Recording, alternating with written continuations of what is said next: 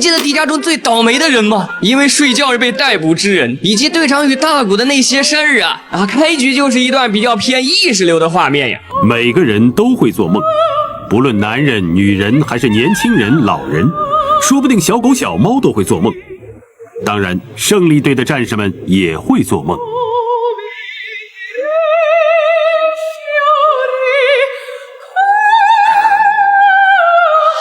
看过我之前解说花那集的同学应该已经反应过来了，这片也同样出自导演石像子昭雄之手，伴随着艺术成分很高的错综剪辑啊。值得一提的是，开篇这些闪过的元素，其实在后面全部都有呼应。镜头一转，不知道有没有建筑相关专业的 PTSD 了。总之又是一段镜头的快速剪切，大致给我们看了本片主人公先生生田克磨的工作场景。下班后，老板盛情邀请生田 drinking 一波。注意这个婀娜多姿的上司，恐怕很多人没注意到啊，正是希腊那集饰演根津博士的四田农，也是假面骑士 W 中的原校刘兵卫，当然也客串过其他特摄呀。可惜的是，老爷子在24年就与世长辞了。总之，因为与女朋友提前有约，所以盛田就拒绝了领导的邀请。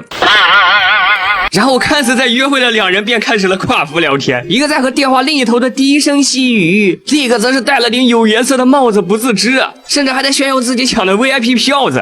可怜的他们被玩弄于股掌之间。哎呀呀，我觉得应该换个 BGM。我知道了，对不起，我不能去。我觉得我们两个最好不要再见面了。皇子直呼すみません，以后别联系我了，我怕夏洛误会。好女孩彭子非常直截了当的断了联呐，某种意义来讲也算是解脱了，好歹没继续吊着，不由得让我想起纵方在花中说的那句话。别伤心，到时候受伤的是你。美丽的花都是带刺的。紧接着吕德华友情客串，目睹了一切的服务员也是快绷不住了。你笑什么？我想起高兴的事情。可恶！明明是他自己说要去的，为了买这2张票，花了我多少心血呀！轻松啊！天哪，这土木老哥的倒霉我都有点同情他。本来想像个真正的妹一样狠狠发泄一下，撕掉票子。哎呀，但是实在太贵，舍不得。哎，令人心疼啊。失恋的追星之痛使生田这个青年逃到他的梦里面去了。在他做梦的时候，有一艘太空船降落在生田家附近。注意这个比较意识流的梦逐渐具象化的镜头，其实就在片头闪过，现在呼应上了。而伴随着梦的成型，代表着幻梦的怪兽也即将第一次现身了。停！这个演员想必有些阅片很广的观众会有印象，名为前野忠信，什么罗曼蒂克消亡史啊、唐探3呐、决战中途岛啊，都有他的参演。彼时尚未大火的路人前野化身双面龟，在和美美通话。然而正此时，他看到了一只梦幻般的怪兽。注意，此时怪兽的颜色还是黑白色，后面要考。总之，怪兽的出现让半夜的居民都开始恐慌了起来。这种镜头抹点凡士林、如梦如幻的画面质感，相信不用我多说了啊，又是石像寺昭雄的拿手好戏。中方果断下令开火，接下来的画面直接把校园楼的棺材板都震开了。バカ野郎！なんて下手くそな戦い方だ！周りを見てみやがれ！何も守れてねえじゃねえか！继续发射！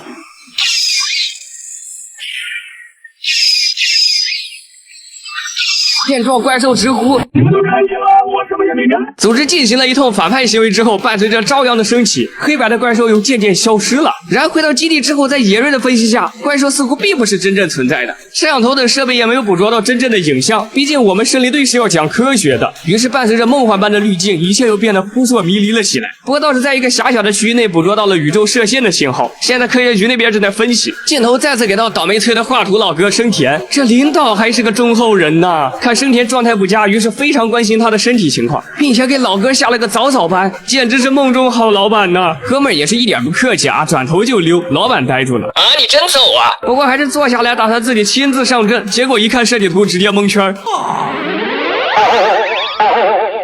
开个玩笑啊！其实设计图上写满了彭子的名字。随后生田便在好朋友的建议下来到了个中世纪诊疗所，在医生赵大宝的引导下，生田终于说出了自己会因为做一些奇怪的梦导致无法入眠。至于具体内容嘛，则是好像梦见了怪兽。医生闻言微微一笑，让他把这个怪兽画出来。这里闪回的画面也是同样与片头的那部分呼应了，也是将梦境的无序与混乱具象化了出来。紧接着，这位灵魂画手就把梦中的怪兽画了出来，并且直言自己好像在怪兽体内做了一些暴力的事情。我靠，百特曼！别看这个画很抽象啊，其实这个有点类似牛头形态的怪兽，本来就是有个类似的形态。石像子昭雄原本的计划是根据不同时期的梦境，画出不同怪兽的模样，这样既表现出了梦的荒诞与无序，也能通过怪兽形象反映出做梦之人的心境变化。可是你懂的，经费呀，经费，最终就流产了。总之，神奇的医生一下子就严重了。呀西，哥们是不是失恋了？只能说这种打法还真是百发百中啊！生田一听，好家伙，神医呀！于是给出了最好的医疗方案：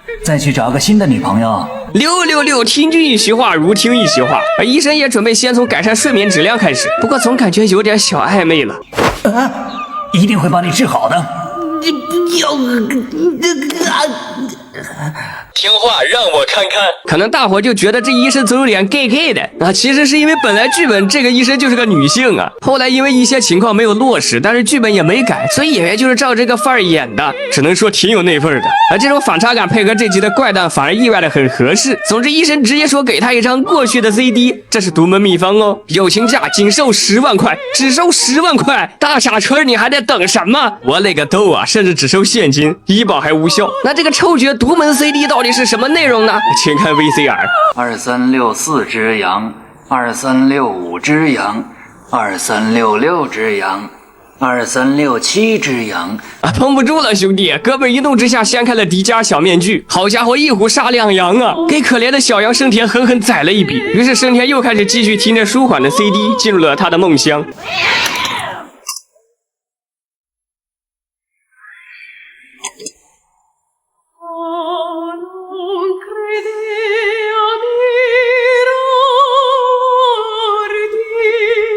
而这几个和之前一样象征着怪兽的画面一出现，果然现实中的那只怪兽又现身了。讨厌，执勤的时候不该看着怪兽吗？怪兽！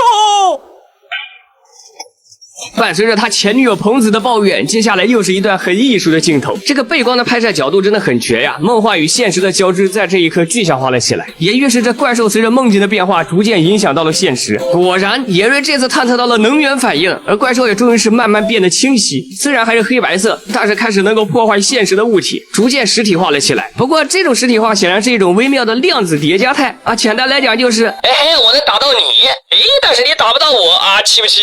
一发火焰弹下去，一架1号小院子即将坠机。定睛一看，嘿，真的是你们呀！而丽娜的驾驶技术就很猛了，太强了，丽娜酱。于是星辰适当晕倒，大国放心变身。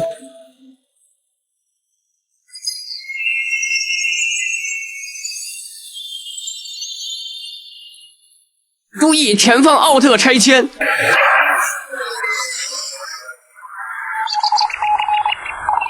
怪兽也是云淡风轻啊，不在一个图层，你气不气？我说白了，这不比格力扎好玩，还不用扭来扭去。迪迦也是有点傻眼了，打空好几次啊，最后直接小猫探头，结果怪兽又悄无声息的消失了，直接奥特疑惑。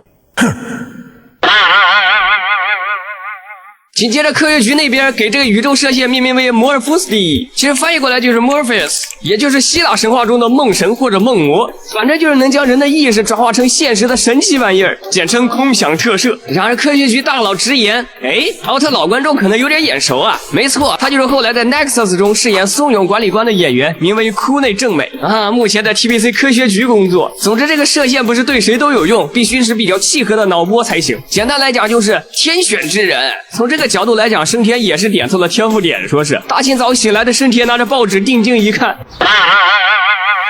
不会吧？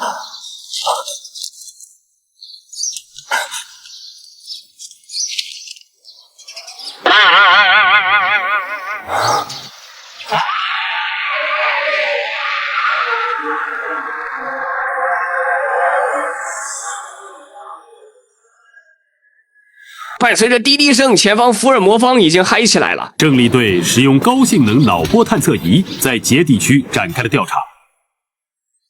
你好像干得特别带劲儿。我很久以前就想尝试一下了。站住！凶手，乖乖束手就擒吧。接下来查右边的部分，老大。不要叫我老大，叫我探长。666秒变中二少年，太秀的指挥。而可怜的汤姆还在孜孜不倦的想要挽回他的前女友，可这狂按门铃呐，结果出来个姐们儿。原来好女孩彭子已经搬走了，但具体地点母鸡啊，并且来了个劲爆尾杀神补刀。他搬家的时候啊，有一个很帅的男的来帮他，他说是他的未婚夫。未婚夫？怎么会有这种事情呢？气死我了！此时土木老哥直接爆发了，跑啊跑啊！生田发疯似的跑。生田发誓要报复他那不诚实的女朋友。在他梦中，那只怪兽又被唤醒了。由于生田的怨恨，使得这只怪兽变得更凶暴了。这里回忆中彭子和片头的快剪依然是呼应上了，而怪兽终于也是进化到了最终的彩虹阶段。而正当彭子欲和他的未婚夫深入探讨之时，一声惊雷，正道的光打断了二人呐。纯爱怪兽巴克贡终于堂堂参上，这波是纯爱战神对牛头人的追杀呀。不过实力队还是光速赶到了现场。然而不论是2号小燕子还是夏洛克巡逻车，现实的火力依旧对这只只能我打你的量子叠加态怪兽没啥作用啊！即便是多拉一绝景，一时也有点没辙。不过好在没关组队们，大古听到了绝景说到梦，于是想了个鬼点子。绝景见状直呼：喂，大古，你要去哪儿啊？你不能临阵脱逃！临阵脱逃？嘿嘿，古儿直接找了个地儿开始作战计划。那好啊，他睡我也睡。黄金般的睡眠，这是年轻人的特权。对付梦就要用梦。晚安了，晚安，马卡巴卡。年轻就是好啊，倒头就睡。你懂什么叫超古代血脉的脑波天选之人吗？准备对付那只梦的怪兽。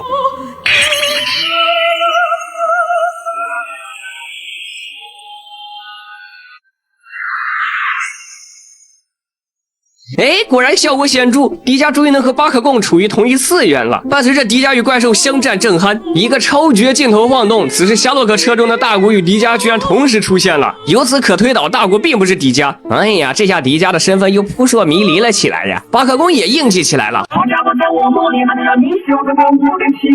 几发手掌光剑下去，收效甚微。包括指挥等人发力了，探测到了生田刻薄的住处，并且开始了叫醒服务啊！讲道理，还好尊方指挥是冲着这个方向。要是向着大古的方向，我不敢想啊。此时随着梦境的闪回，似乎影响到了巴克贡，而迪迦也使出了万能的特殊计时器闪光，轻轻的给巴克贡从次元中抹除掉了。这也与被叫醒的生田克魔呼应上了。哎呀，很难说这是谁干掉的怪兽。不过这土木老哥也是真的惨了。开门，生田，开门！是谁啊？你们干什么？你们太过分了！我们是胜利队的，生田克魔，我要逮捕你归案。哎，站住！别跑！就擒！别跑！至少让我做个梦，至少让我做个梦。哎，太可怜了。不过大家也不用担心啊，显然他后续也不会被怎么着。总之，临阵脱逃还在这睡回笼觉的大古，这回有点惨了。PDI 疯狂的滴滴滴滴，一想到接下来要发生什么，我就想笑啊。喂，大古队员，你在那里干什么呢？你临阵脱逃了，对不对？等一下到我房间里来，我会好好疼爱你的。哦，我也想要被疼爱。另外，其实做梦也想被疼爱。总之，大古直接破罐子破摔了呀！事已至此，那先睡觉吧。不管是谁，每个人都会做梦，逃到梦里去，在梦里遨游。这是因为梦的世界比起现实世界的确宽广太多太多了。回顾第40集梦，这集和花那集一样，同为石像子昭雄的手笔，梦幻的滤镜，考究的镜头，似懂非懂的元素插入，这种比较意识流的手法，其实也是他的个人特色了。虽然很多元素大伙不一定能 get 到，但这其实并不重要，重要的是一种感受。没错，也许你不知道这些元素的具体出处，但是能感受得到这些镜头的特殊美感，其实也就足够了。就像花那集，大伙也许并不都知道能剧，但是能感受到一种类似舞台剧般的质感。这集也同样如此，也许你并不知道这些符号的具体含义，但你能从中体会到梦境的感受，其中渗透而出的混乱以及无序的荒诞感足矣。此外，其实这集还是重点深入浅出的反映了现实啊，生田也是那时霓虹社会一些人的缩影，现实上的种种失败不得不进入梦中麻痹自己。正如庞白君所说，梦境总是比现实宽广太多了，至少有个自己的小世界可以尽情的宣泄情绪。剧中是梦境，现实中也可以是别的东西。总之，生田最后独白般的至少让我做个梦吧，用一种戏剧化的方式道出了现实中疲惫人们的心声与写照啊，也再次证明好的作品从来不会过时。即便是30年后的现在，这种情况依然不算少啊。也希望屏幕前的你，如果累了、疲惫了，就去好好做个梦吧。